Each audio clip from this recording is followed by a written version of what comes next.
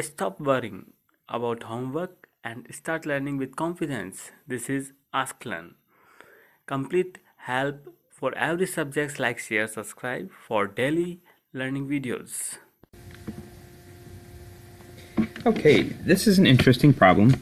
We're given two magnetic fields that are perpendicular to each other.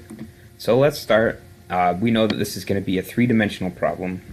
So let's draw a three-dimensional axis here. So we have our z-axis, we have our x-axis, and we have our y-axis.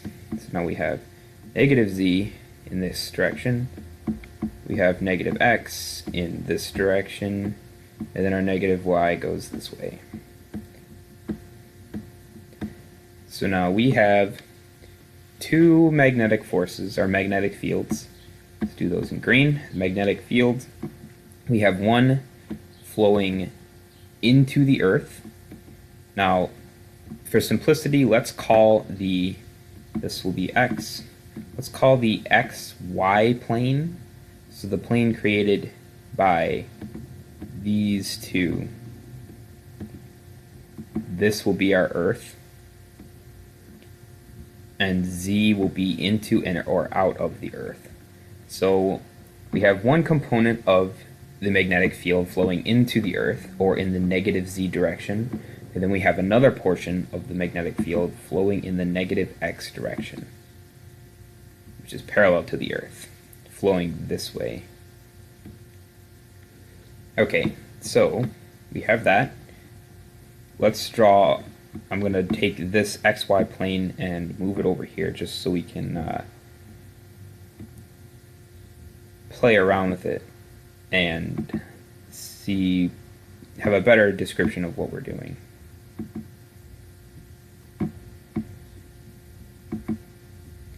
Drawing in 3 dimensions is always fun. So there's our plane.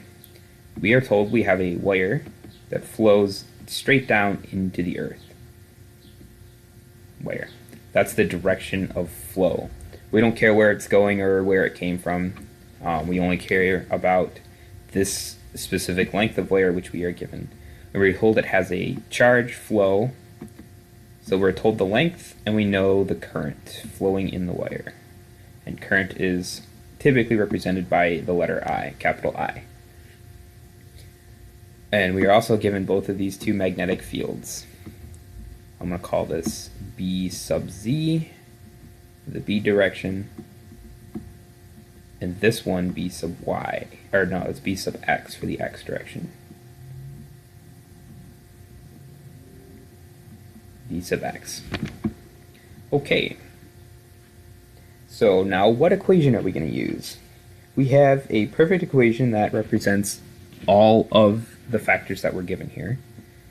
The force, which is what we're trying to find here, we want the magnitude and the direction of the force.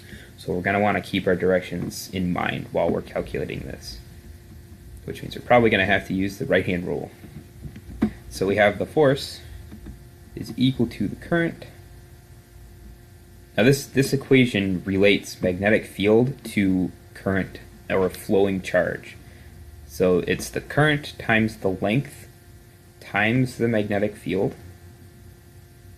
Now the important factor here is that it's sine of theta of all of that multiplied by sine of theta, which, what does that mean exactly? So typically when you have a sine in your equation, it's taking into consideration only the portion of this segment that relates to this segment in the perpendicular fashion. So the current flowing only perpendicular to B will be considered here. Why is that? That's because as theta goes from 0 to 90 and then in turn from 90, let's have a little description here. So from 0 to 90 here, theta goes from 0, sine of 0 is 0, and sine of 90 is 1. So it goes from 0 to 1. And then as it goes back from 90 back to 0, or this would be 180, it goes back from 0 to Sine of 180 is also 0. So we have angles here that are perpendicular, and then we have a magnetic field that is perpendicular and a magnetic field that is parallel. The parallel is going to give you theta is equal to 0, which means that this whole equation will be equal to 0. The force for the magnetic field flowing down into the plane, into negative z direction, is 0. There's no force there at all, which means these quantities have no interaction between each other. There's no force whatsoever from this portion of the magnetic field, which if it did have a force, we would have to do this equation twice, one for each magnetic field. But this one drops out because it's parallel to the flowing charge. But for this one, we have this direction versus the negative z direction here, which they are perpendicular to each other, which gives us theta equals 90. They are at a 90-degree angle to each other, or perpendicular. Or another word for that is orthogonal. They are orthogonal to each other, which means theta is 90 degrees. And sine of 90 degrees is 1. So this sine of theta here just turns into 1. So all you have to do is plug in everything you have. You're given I and L.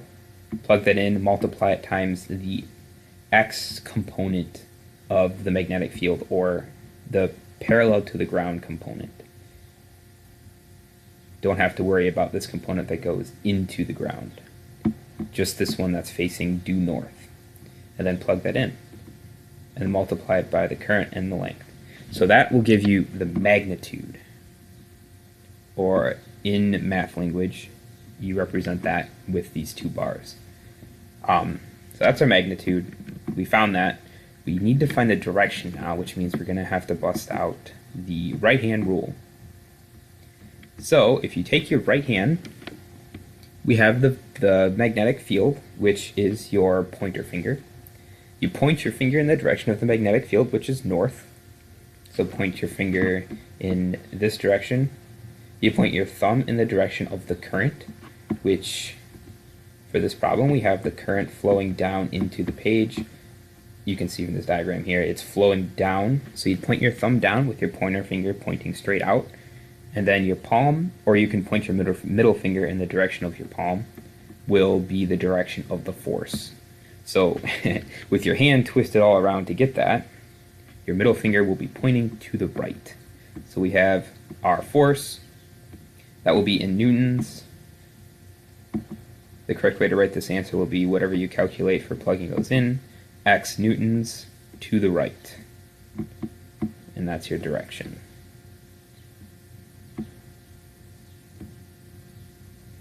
To the right.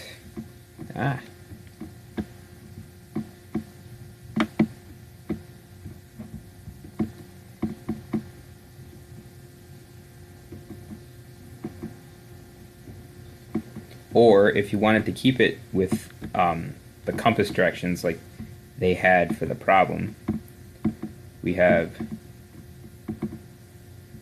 north, south, east, and west. To the right gives you east. So you could say you have x newtons facing to the east. And that would be your answer. There you go.